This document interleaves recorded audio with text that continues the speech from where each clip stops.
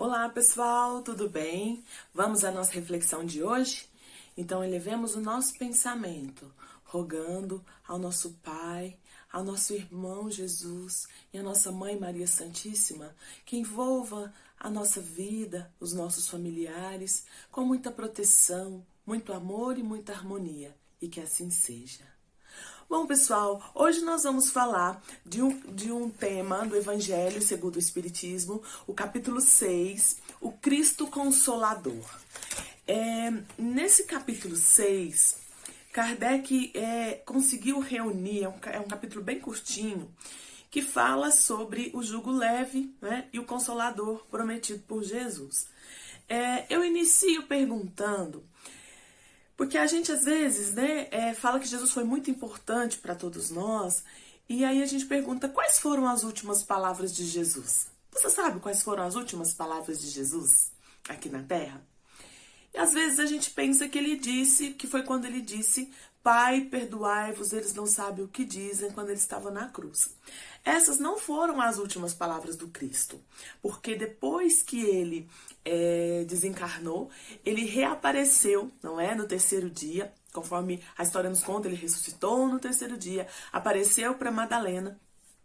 E ele ainda continuou aparecendo, conversando e se reunindo com os discípulos durante uns 40 dias. Então, na última aparição de Jesus aqui na Terra naquela época, ele disse que o Pai enviaria um consolo. Ele disse o seguinte: se vós me amais, guardai os meus mandamentos, e eu pedirei a meu Pai, e ele vos enviará um outro consolador, a fim de que permaneça eternamente convosco, o Espírito de verdade, que o mundo não pode receber, porque não o vê e não o conhece. Mas quanto a vós, conhecê-lo-eis, porque permanecerá convosco e estará em vós.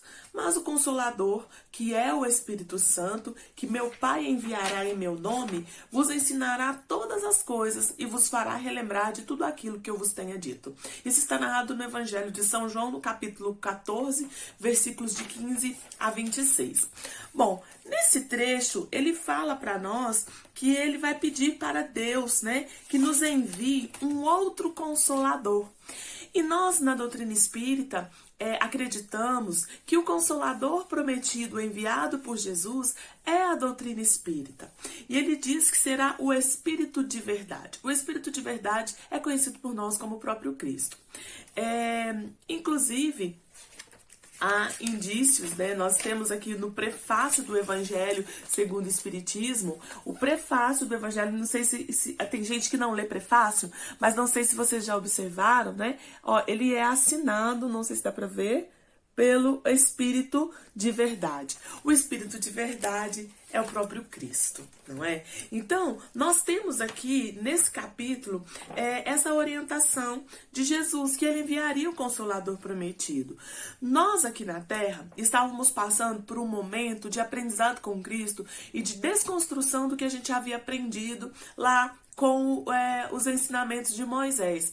A lei que as pessoas seguiam naquela época era o ensinamento, o que constava na Torá, não é? Então, as pessoas, quando conheceram Jesus, elas foram convidadas a transformar aqueles 10 mandamentos, a princípio, em um apenas, Amar a Deus sobre todas as coisas e ao próximo como a si mesmo. Jesus veio traduzir tudo aquilo no ensinamento do amor. Ele não veio destruir a lei, como ele mesmo disse, mas ele veio dá-la cumprimento. Ele veio mostrar para nós de uma outra forma como a gente deveria interpretar aquelas palavras de Moisés. E avisou que enviaria um outro Consolador, que ia pedir para o Pai que enviasse um outro Consolador para nós, para nos ajudar, para nos auxiliar, e para fazer a gente relembrar tudo aquilo que ele havia dito. Esse Consolador viria ensinar todas as coisas e fazer a gente relembrar tudo aquilo que a gente havia dito. Ora, nós temos aí na doutrina espírita, como a gente chama de uma fé raciocinada, nós temos a doutrina espírita um grande papel, que é o de fazer compreender o que está nos ensinamentos. A doutrina espírita, ela não nos esconde nada. Ela mostra para nós a consequência das nossas ações. Tudo que nós vivemos aqui hoje, encarnados na Terra, tem uma explicação, seja numa vida anterior, algumas vidas anteriores, ou seja, nessa mesma vida. E a doutrina espírita, ela descortina esse véu de nós e faz a gente entender e olhar para nós como responsáveis pela nossa própria evolução e não simples vítimas do mundo. E as coisas que acontecem em torno de nós também podem ser vistas com entendimento e não simplesmente como mistério. O Cristo disse também, bem-aventurados os aflitos porque eles seriam consolados. E aí a gente fica pensando, como assim que eu ia ser feliz, né, bem-aventurado, se eu estivesse sofrendo? Mas o Espiritismo, quando ele mostra para nós a causa da nossa existência, a causa pelo efeito que a gente está vendo, que sempre tem uma causa anterior, isso faz com que a gente entenda e caminhe mais confiante e mais bem-aventurados, ou mais felizes, digamos assim, não é? Quando a gente fala que a doutrina espírita é a doutrina consoladora, é importante lembrar para todos nós que nos dissemos, que nos inscrevemos e aí assumimos o papel de espíritas, não é? Para que a gente possa também ser os consoladores. Se a doutrina é o consolador prometido, nós precisamos levar nas nossas palavras e nas nossas atitudes consolo e não mais desespero.